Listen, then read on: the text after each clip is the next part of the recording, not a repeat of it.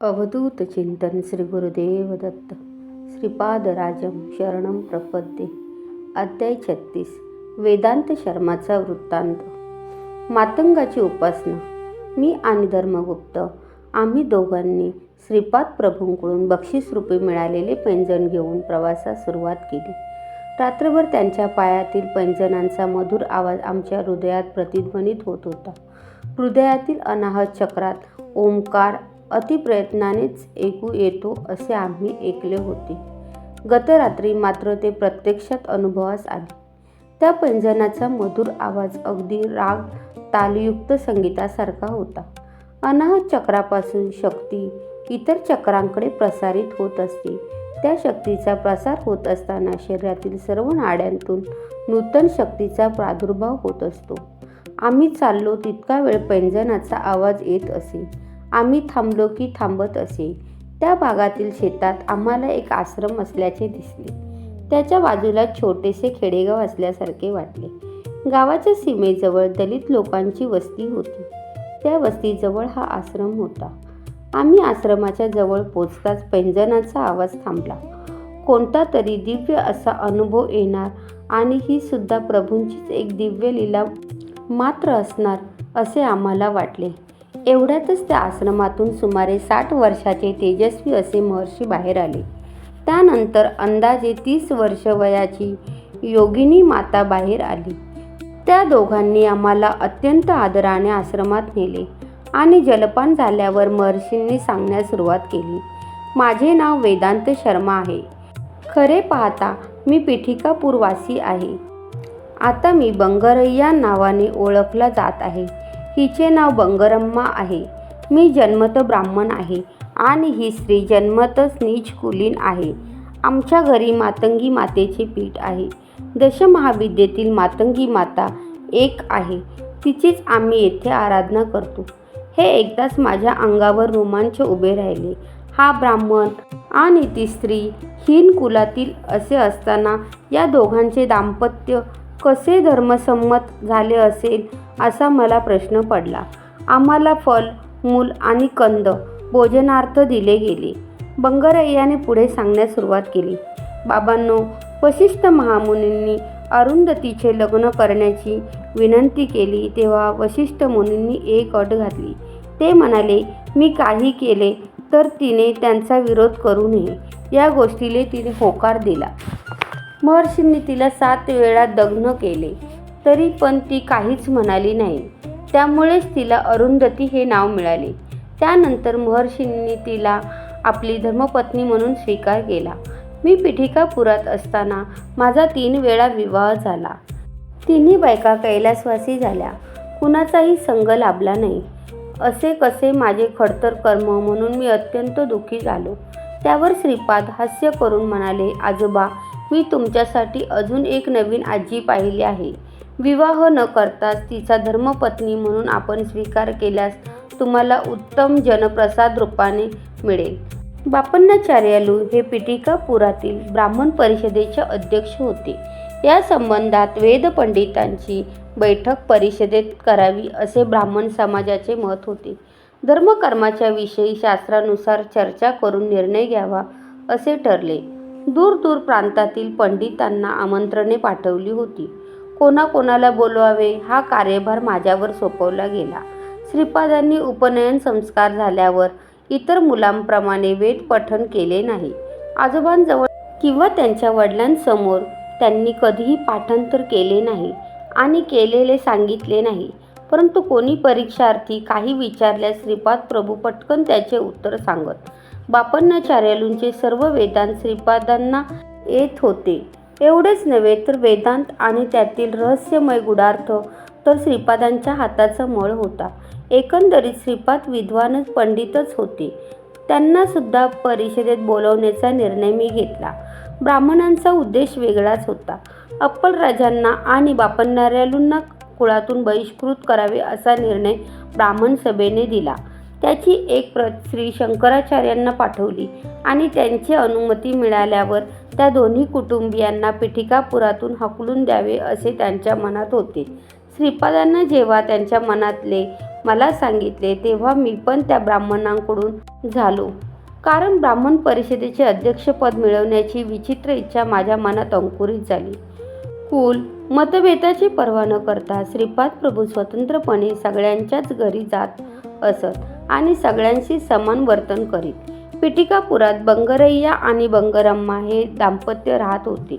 त्यांना श्रीपादांना भेटावयाची, त्यांच्याशी बोलायची उत्कट इच्छा होती. श्रीपादांनी मला कातड्याच्या पादुका हव्यात अशी इच्छा प्रकट केली. तेव्हा त्यांचे वय 14 वर्षाचे होते. ब्राह्मणांनी लाकडी पादुका वापराव्यात, कातड्याच्या वापरू नये असे घरातील मोठ्यांनी सांगितले. हा विषय उडत उडत त्या चांभार दाम्पत्याच्या घरी पोचला. श्रीपादांना कातड्याच्या पादुका समर्पित करून जीवनाचे सार्थक करावे असा निश्चय त्या दाम्पत्याने केला. तितक्यात त्यांच्या घरात श्रीपाद श्रीवल्लभ प्रकट झाले. त्यांच्या दिव्य श्रीचरणाचे मोजमाप घेण्यात आले. बंगरम्मा म्हणाली, महाप्रभू, माझे कातडे काढून त्याची चप्पल शिवून द्यावी असे माझ्या मनात आहे. त्यावर श्रीपाद श्रीवल्लभांनी मंदहास्य केले आणि अंतर्धान पावले. आमच्या घरी एक चांगली गाय होती. तिला असाध्य रोग जडला आणि त्यातच ती मरण पावली. त्या मरण पावलेल्या गायीचे कातडे काढून त्या शुद्ध करून त्याच्या श्रीपाद प्रभूंना देण्यात चर्मपादुका तयार केल्या गेल्या. ठरल्याप्रमाणे वेदपंडितांची बैठक भरली. चर्चा सुरू झाली. चर्चेचा मुख्य विषय आदि शंकराचार्यांना काशीमध्ये झालेला मंडन मिश्राबरोबरचा वादविवाद हा होता. वादविवादात स्वतः उभय भारती देवीला सुद्धा जिंकले तर पूर्ण परीक्षा होईल असे भारती देवी म्हणाली. कामशास्त्र या विषयावर उभय भारतींनी प्रश्न विचारला. या शास्त्रात आदिशंकरांचे ज्ञान शून्य होते. त्यासाठी 6 महिन्याचा अवधी त्यांनी मागितला. आपण धर्म विरुद्ध न जाता कामशास्त्राचे ज्ञान मिळवायचे असा विचार शंकराचार्यांनी केला. त्याच वेळी राज्यातील महाराजांचा देहांत झाला. आदिशंकरांनी परकाया प्रवेश विद्येचा वापर केला आणि त्या राजाच्या शरीरात त्यांनी सूक्ष्म शरीराने प्रवेश केला. त्यांची भौतिक काया सांभाळून ठेवावी. काही अतिमहत्त्वाचे सांगायचे असेल तर राजप्रसादाजवळ येऊन सांकेतिक भाषेत मला सांगावे असा शंकराचार्यांनी आपल्या शिष्यास आदेश दिला. महाराणीला आपल्या महाराजात काहीतरी बदल, नवीनपणा जाणवला. एखाद्या महापुरुषाचा आत्म्याचा प्रवेश तिच्या पतीच्या शरीरात झाला आहे हे तिने ओळखले. मरण पावलेल्या तिच्या पतीच्या शरीरात प्राणमय जगातील चैतन्यास आकर्षित करून राजा राणीच्या दाम्पत्य सुखाचा अनुभव तो दिव्यात्मा केवळ साक्षाभावानेच बघून ज्ञान मिळवत आहे असे सुद्धा त्या राणीला समजले. जोपर्यंत त्या दिव्यात्माचे वास्तव्य माझ्या पतीच्या शरीरात आहे तोपर्यंत त्याचे प्राण त्याच्या शरीरात राहतील हे तिने ओळखले. तिने आदेश दिला की नगरात दहन न केलेले मृत शरीर असल्यास त्या शरीराचे दहन करावे.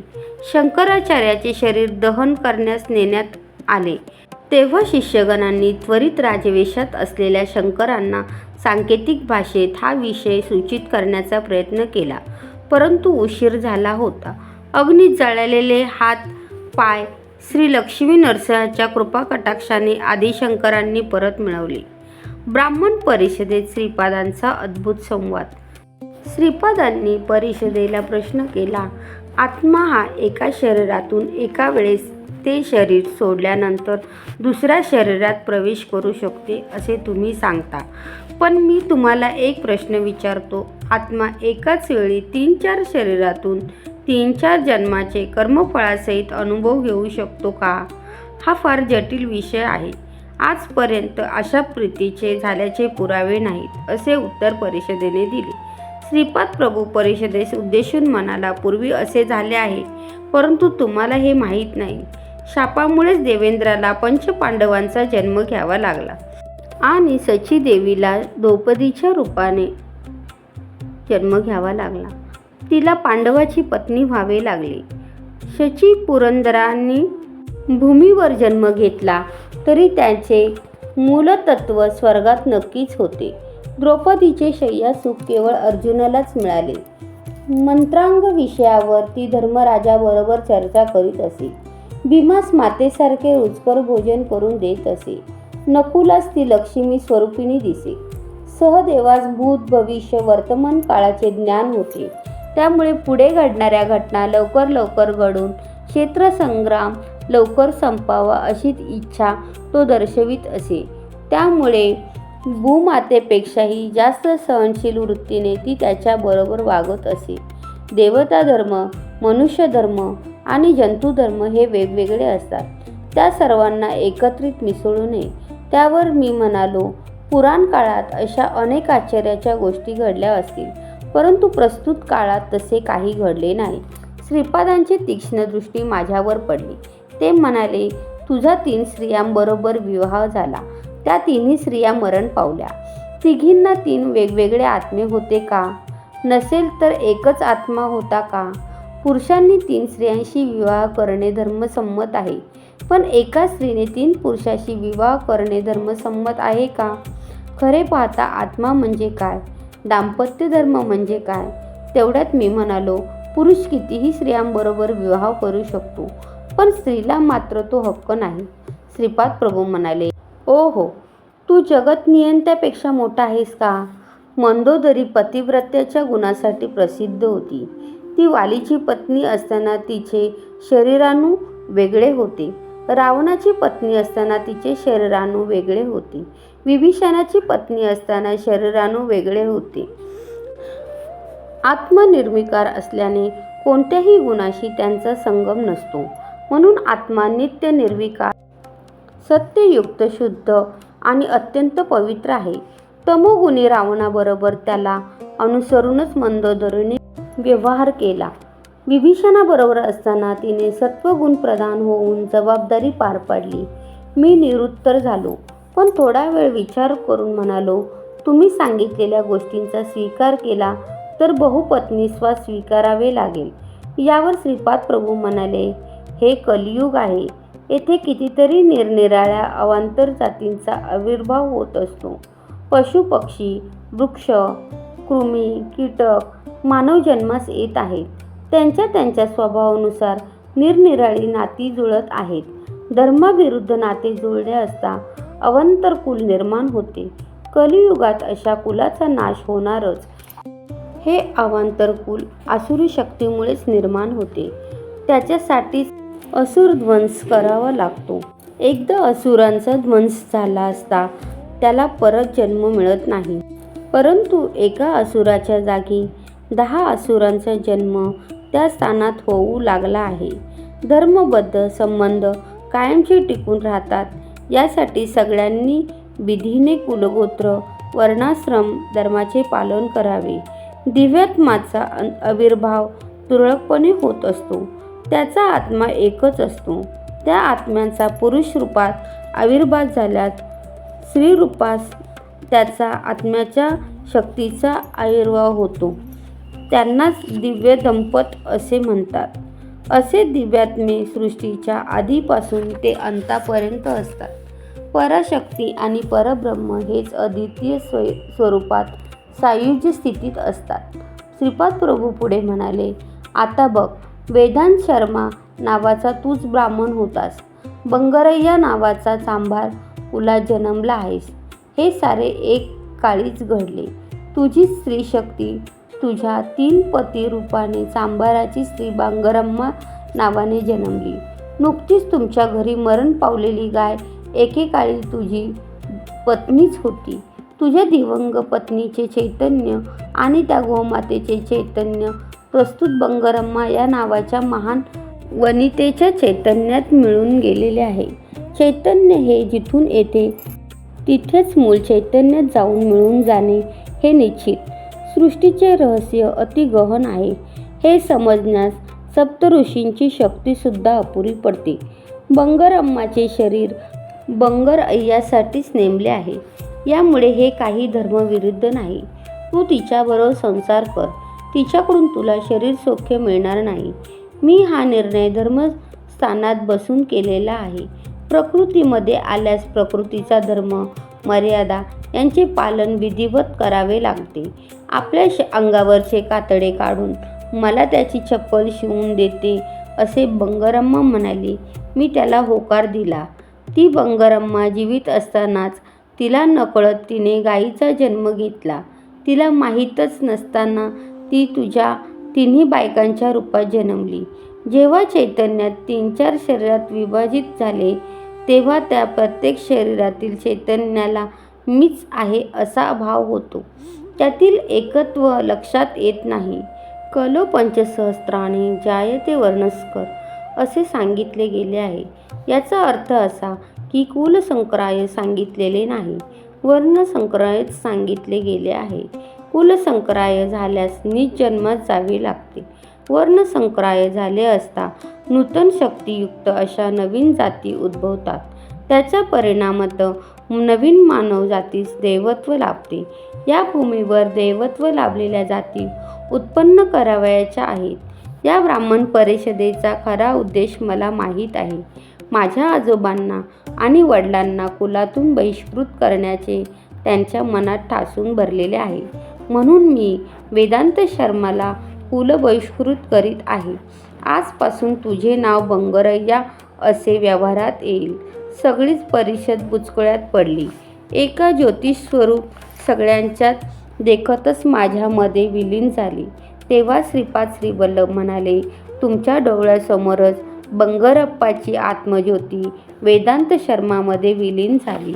हा ब्राह्मण आहे का चांडाळ आहे हा निर्णय तुम्हीच करावा. आम्हाला कुलबहिष्कृत करून त्यांच्यासाठी शंकराचार्याची सुद्धा अनुमती मिळवण्याचा प्रयत्न तुम्ही केलात. शंकराचार्य मला काय करतील? तुमच्याच डोळ्यासमोर मी आजोबांकडून किंवा आमच्या वडिलांकडून वेदाभ्यास न करताच मी वेद उच्चारण करू शकतो. एकाच वेळी अनेक ठिकाणी दर्शन देऊ शकतो. शंकराचार्यांना माझ्यासमोर आले तरी मला कशाची भीती? त्यांना त्यांच्या नित्य आराधित शारदाचंद्र मुळीश्वर या रूपात दर्शन देऊन त्यांच्यावर अनुग्रह करीन. तेव्हा तरी दुसरा कोणता मार्ग नसल्यामुळे माझा त्यांना देव म्हणून अंगीकार करावा लागेल. त्याचा निर्णय तेव्हा तुमच्यासाठी दुःखप्रद होईल. क्षत्रिय परिषद, वैश्य परिषद तुमच्या निर्णयाला संमती देणार नाहीत. पौरोहित्य, कर्मकांड, दान, शिदा, दक्षिणा जर त्यांनी देण्याचे थांबवले तर लेकराबाळासह तुमची दीन अवस्थाच होईल. मजबरोबर जर भांडण केले तर सर्वनाशाचे मूळ कारण व्हाल. मी चतुराश्रमाचे धर्मपालन करावे असे सांगत आहे. अष्टदश वर्णाच्या लोकांनी सुखसंतोषाने नांदावे असे सांगत आहे. तुम्ही आपापल्या धर्माच्या नियमाचे अचूक पालन करून धर्मसंस्थापन करण्यात हातभार लावावा. तसे न केल्यास अनेक आपत्ती कोसळतील. मी तर शांतच राहणार, पण तुमचीच परिस्थिती कष्टप्रद होईल. प्रकृतीचे परिणाम देण्याचे 2 प्रकार असतात. पहिला एकदम सुधार करणे आणि दुसरा म्हणजे सावकाश सुधार करणे. दुसऱ्या पद्धतीप्रमाणे वेळेचा अवधी पण दिला जाईल. तुम्ही जर आपणात सुधारणा केली नाही तर विनाशास आमंत्रित केल्यासारखे होईल. मी विनाश करून धर्मसंस्थापन करीन. एवढे बोलून श्रीपाद प्रभूंनी मौन धारण केले. बंगरप्पा पुढे म्हणाला, मला कोठेच आधार नव्हता. त्या स्थितीत मी बंगरम्मा घेऊन गावोगाव फिरत येथे पोचलो. आमच्या या आश्रमात मातंगी देवीची प्रतिष्ठा करून जीवन कंठित आहे. श्रीपाद श्रीवल्लभ या मार्गाने जाताना आमच्या या आश्रमात आले. आम्हालाही त्यांनी आशीर्वाद दिला आणि ते म्हणाले, तुझ्या शरीरपातानंतर तू परत ऋणानुबंधाने ब्राह्मण कुलात जन्म घेशील आणि बंगरम्मा शूद्र जातीत जन्मेल. तेव्हा तुम्ही दोघे पती पत्नी व्हाल. तुम्हाला संतान पण होईल. त्या संतानास कुरवगड्डीत माझी सेवा करण्याची संधी लाभेल. सुखी भव. बाबा, हाच आमचा वृत्तांत आहे. आपण या प्रांतात याल. तुमच्याजवळ त्यांचे पैंजण आहे. ते पैंजण घेऊन तुम्हाला चर्मपादुका द्याव्यात असे मला त्यांचा आदेश आहे. आम्ही मातंग मुनीची कन्या मातंगी देवीचे आराधक आहे. या आईची आराधना केल्यास दाम्पत्य सुख चांगले लाभते. हिला राजमातंगी, कर्णमातंगी वगैरे विविध नावांनी संबोधतात. एकदा श्रीपाद श्रीवल्लभांनी भौतिक स्वरूपात या आश्रमात दर्शन दिले. त्यावेळी बांगरम्मा दूध गरम करीत होती. ज्या गोमातेच्या कातड्यांनी ह्या पादुका बनवल्या ती गोमाता सुद्धा मान हलवीत समोरून गेल्याने तिला दर्शन झाले. श्रीपादांनी आमच्याकडून दूध स्वीकारले. आम्ही पूजलेली मातंगी देवीची मूर्ती तिच्या नावाने स्थापिलेल्या संस्थानातील औदुंबर वृक्षाच्या खाली अनेक गजापर्यंत खोलवर जाईल आणि तिथे अनेक सिद्ध पुरुषांकडून तिची सेवा होईल. ते बंगारम्माला बोलवून म्हणाले, बाई, तुझा पती खूप अनुकूल आहे. पुढच्या जन्मी याच्याकडून तुला सर्व सुख लाभेल. तुझ्यासाठी सोन्याची बिंदी तयार करून ठेवली आहे. तसेच अत्यंत शुभप्रद असे मंगळसूत्र पण तयार केलेले आहे. हे दोन्ही हिरण्यलोकात व्यवस्थितपणे ठेवले आहेत. उत्तर जन्मात मी स्वतःच तुमच्यावर कृपा करून स्वहस्ताने तुमचा विवाह करीन. एवढे बोलून श्रीपाद प्रभू अंतर्धान पावले. बाबांनो, तुम्ही आमची गाथा ऐकली. नेहमी सिद्ध मंगल स्तोत्राचे पठण करीत राहावे. तुम्हाला महापुरुषांचा अनुभव नक्की प्राप्त होईल. सिद्ध, महासिद्ध, महायोगी हे श्रीपादांचे करचरणावयासारखेच होय. त्यांच्याकडून श्रीपाद प्रभू आपल्या संकल्पांची पूर्ती करतात. एकदा त्यांनी राजमाता मातंगी देवीच्या रूपात दर्शन देऊन आम्हास अनुग्रहित केले. समस्त सृष्टी तसेच सृष्टीचे रहस्य हे सगळे त्यांच्याच हातात असते. तुम्ही सदा सर्वदा त्यांचे स्मरण करा, ध्यान करा, अर्चना करा. सर्व सिद्ध तेच आहेत. मातेप्रमाणे ते तुमची रक्षा करतील. कोट्यावधी आईच्या प्रेमापेक्षा श्रीपादांचे आपल्या भक्तांवरील प्रेम कितीतरी उच्च कोटीचे असते. श्रीपाद श्रीवल्लभांचा जय जयकार असो. श्रीपाद राजम शरणम प्रपद्ये. फलश्रुती अनुकूल दाम्पत्य जीवनासाठी